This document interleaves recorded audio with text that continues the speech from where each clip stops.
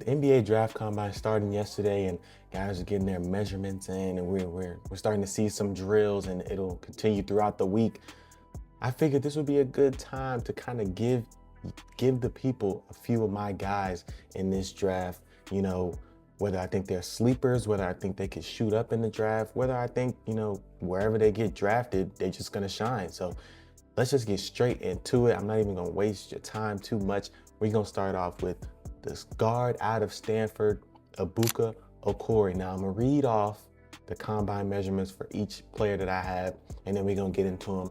Ibuka Okori, 6'1" and a quarter, 186, a 6'7" wingspan, and an 8'2" standing reach. Now, if you ask me, that's amazing measurements for such a small guard, and especially him being able to score the ball the way he does. 23 points a game over at Stanford, 3.6 assists.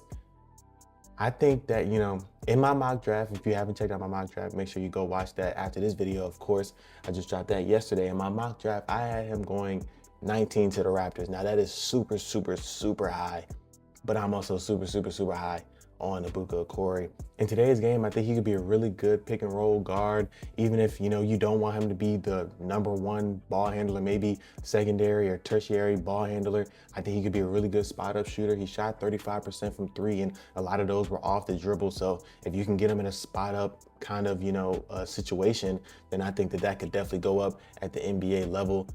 Obviously, he already has a shot creation. He can get to the rim. He can get to the mid-range.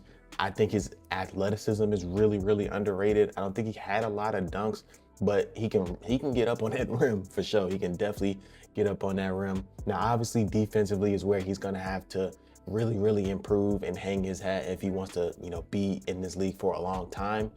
But with his wingspan, with his standing reach, with his athleticism that he already has, I think that he can turn into something, pretty serviceable. So like I said in my mock draft, I had him to the Raptors. That's kind of why I saw that fit. I think the Raptors need a guard. I don't think that they will go big. I think they're kind of okay with the small ball lineup that they've constructed and that they have. And I think if they go guard, I think that they will go with a guard, with some size, not some size, but a little bit of length, some wingspan, and he can definitely score the ball, and they definitely need shooting, and he can provide that too. So that's kind of why he went so high in my mock draft. I do think he will start to shoot up draft boards a little bit. I don't know if he can get quite to 19, but I think he could probably get into the high 20s, mid 20s range. And I honestly don't know why he's not higher on mocks, because he's super talented. It's not like he's a junior or senior. He was a freshman. I think he's coming into the draft at 19 or 20. Let me see. He's coming into the draft. He'll be 19 when he's drafted. So, hey, I don't really know what the scouts are not seeing, but I see, a pretty good ball player right here. So getting into the next guy, we got Karim Lopez out in New Zealand, playing that New Zealand pro ball. Once again, reading off his combine measurements from yesterday: 6'8" and a quarter, 221, 6'11" wingspan, and an 8'9" standing reach. Oh, 8'9" and a half, my bad. Gotta get all them numbers in. I didn't know too much about Karim Lopez coming into this draft cycle, but as I started to do my due diligence and watch a little bit more highlights and read some articles and things of that nature, I've really come to like what he can be in the NBA. I just read off his combine measurements.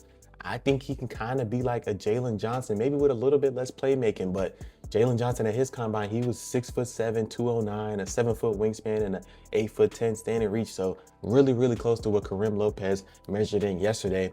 And even watching him, I think in the NBA, at the NBA level, he can be a guy that can grab the rebound and just go on a fast break, just go get a bucket. He's gonna have to work on his playmaking a little bit. His decision making is a little bit iffy, but even in the half court, the way he dribbles the ball, it's a little bit loose. So if he can get his handle a little bit tighter, I think that would really benefit him. But he can get to the rim, and he's definitely not scared of contact.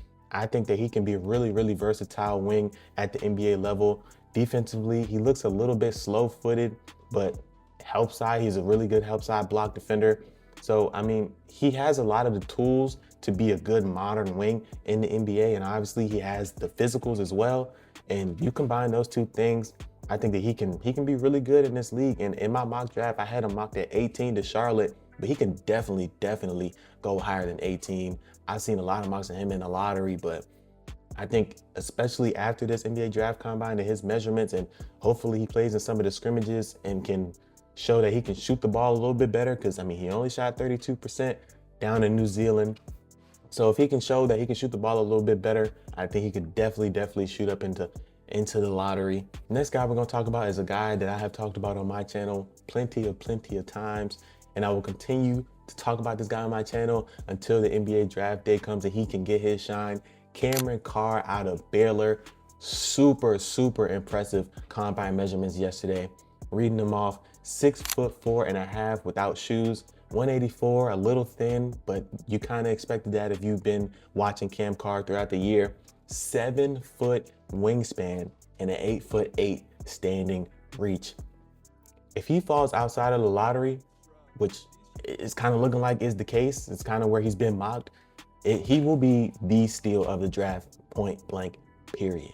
He will be the steal of the draft. I mean, I have him mocked to 21 or at 21 to Detroit, but that was kind of me going with the consensus. But me personally, and maybe this is why I should not be a GM, I would take him in the lottery, no questions asked.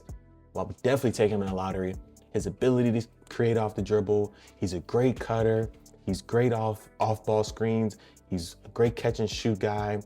I mean, he's a great movement shooter, great on defense, really long as we see, 7-foot wingspan, can block shots, can get steals, is a good on-ball defender. I mean, he has it all.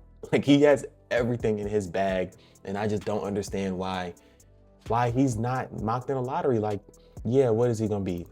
21 when he's drafted, but like, that's not even super like old. Like, we have Braden Burries, he's a 20-year-old freshman and he's mocked at 9. Now, granted, not saying Braden Burries isn't talented, but what I'm saying is this age, like his age it shouldn't be like something that is making him fall in the draft.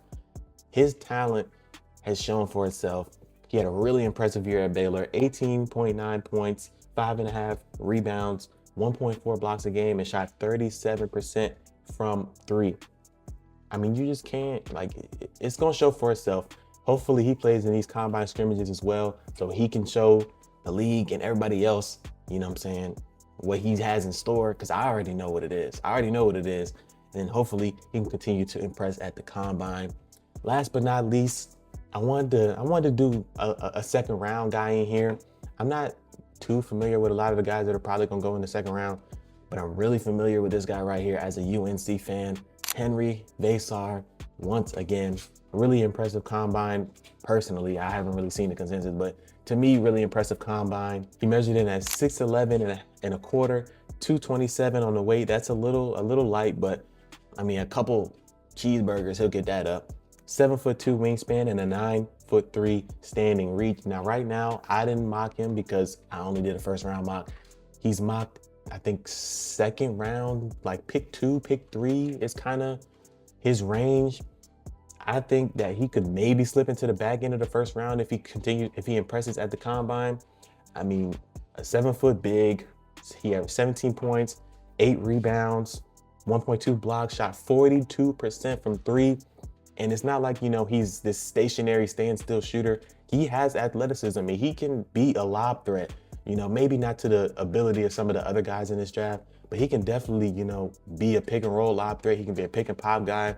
I think he can really contribute to a team early on, especially with his ability to, he's not a shot blocker, but I think he's a good rim protector, if you will. And of course, like I said, 42% from 3, only on 3 attempts a game, but even still, from a big man, 42% from 3, you can't ask for much more, especially at the NBA level. So hopefully that can translate. Very solid rebounder. I just think, especially if he can go to a contender early on. Now, if he goes to a bad team, he might be out back. But if he can go to a contender, get some minutes, you know, impress the front office, get some real good run, I think that he can be a really solid rotation player for the, you know, the length of his career, however long that is. And if he's as good as I think that he can be at the NBA level, I think that he can have a really long NBA career. Now, of course, there are more guys that I love in this draft, like Keaton Wagler, Dalen Swain, you know, the list goes on. I've made some videos about them in the past as well, but I wanted to give a couple different names that I haven't really mentioned on this channel and that I just kind of fallen more in love with as we've continued through this draft process. If you enjoyed this video right here, man, make sure you leave a like, sub up. Like I said, plenty of draft content, playoff content, just hoops in general. This is the place you want to be if you want to get that kind of content. I appreciate y'all for tuning in, and I'll catch y'all in the next one.